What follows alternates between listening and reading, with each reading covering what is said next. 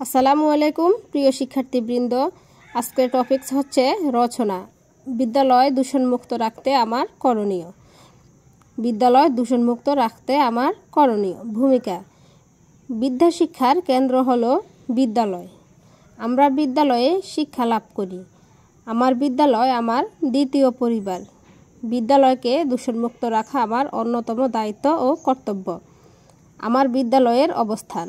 আমার বিদ্যালয়ের নাম আমি জায়গাটা খালি রেখেছি, তোমরা তোমাদের স্কুলের নাম লিখে দিবে। কেমন? আমার বিদ্যালয়ের নাম যেমন মেনাপুর সরকারি প্রাথমিক বিদ্যালয়। এটি চাঁদপুর জেলার হাজীগঞ্জ উপজেলায় অবস্থিত। আমার বিদ্যালয় একটি আদর্শ বিদ্যালয়।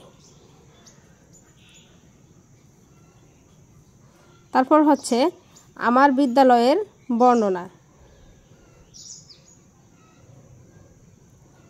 আমার বিদ্যালয়ে একটি একতলা এবং আরেকটি দুইতলা ভবন রয়েছে। এতে মোট 8টি কক্ষ আছে। বিদ্যালয়ের সামনে একটি খেলার মাঠ রয়েছে। আমাদের বিদ্যালয়ে 250 জন ছাত্রছাত্রী এবং 6 জন শিক্ষক রয়েছেন। আমাদের বিদ্যালয়ের পাঠদান কার্যক্রম সকাল 9টা থেকে বিকাল 4টা 15 পর্যন্ত অব্যাহত থাকে। প্রতি বছর বিভিন্ন খেলাধুলা, উৎসব ও বিশেষ দিবসে অনুষ্ঠান উদযাপিত হয়। শিক্ষকরা আমাদেরকে অত্যন্ত আন্তরিকতার সহিত পাঠদান করেন। তারপর হচ্ছে বিদ্যালয় দূষণমুক্ত রাখতে আমার করণীয়। এটা হচ্ছে তোমাদের মূল টপিকস। এখানে আমি তোমাদেরকে এভারেজে লিখে দিয়েছি, তোমরা চাইলে 1, 2, 3 দিয়ে সিরিয়াল বাই সিরিয়ালেও লিখতে পারো। যেমন আমার বিদ্যালয়কে দূষণমুক্ত রাখতে করণীয় হলো সহপাঠীরা সকলে মিলে প্রতিদিন শ্রেণীকক্ষ পরিষ্কার পরিচ্ছন্ন রাখব।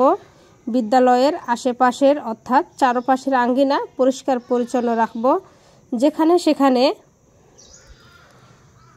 সেখানে ময়লা আবর্জনা, কফ, থুতু ইত্যাদি ফেলব না। শ্রেণীকক্ষে কাগজের টুকরো বা কোনো কিছুর খোসা ফেলব না। নিজে পরিষ্কার থাকব এবং অন্যকে উৎসাহিত করব। ক্লাস শুরু হওয়ার পূর্বে চেয়ার টেবিল গুছিয়ে রাখব এবং বোর্ড পরিষ্কার করব। শ্রেণীকক্ষের ময়লা আবর্জনা আমরা নির্দিষ্ট স্থানে ফেলব বা ডাস্টবিনে ফেলব। খেলার মাঠ পরিষ্কার পরিচ্ছন্ন রাখব। বিদ্যালয়ের নিয়মকানুন এবং শিক্ষকদের কথা মেনে চলব। শ্রেণীকক্ষ নোংরা করব না। বিদ্যালয়ের পরিচ্ছন্নতা বজায় রেখে চলব। বিদ্যালয়কে পরিষ্কার ও দূষণমুক্ত রাখা আমাদের সকলের দায়িত্ব। উপসংহার।